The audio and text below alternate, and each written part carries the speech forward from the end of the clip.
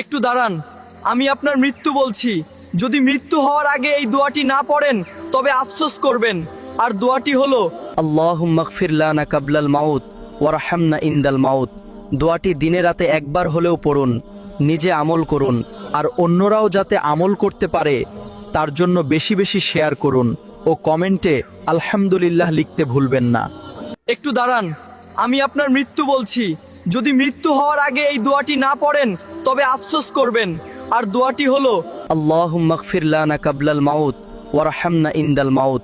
দোয়াটি দিনে রাতে একবার হলেও পড়ুন, নিজে আমল করুন, আর অন্যরাও যাতে আমল করতে পারে তার জন্য বেশি বেশি শেয়ার করুন ও কমেন্টে আলহামদুলিল্লাহ লিখতে ভুলবেন না। একটু দাঁড়ান, আমি আপনার মৃত্যু বলছি। যদি মৃত্যু হওয়ার আগে এই দোয়াটি না পড়েন তবে আফসোস করবেন। আর দোয়াটি হলো আল্লাহুম্মা গফির লানা কাবলাল মাউত ওয়ারহামনা ইনদাল মাউত।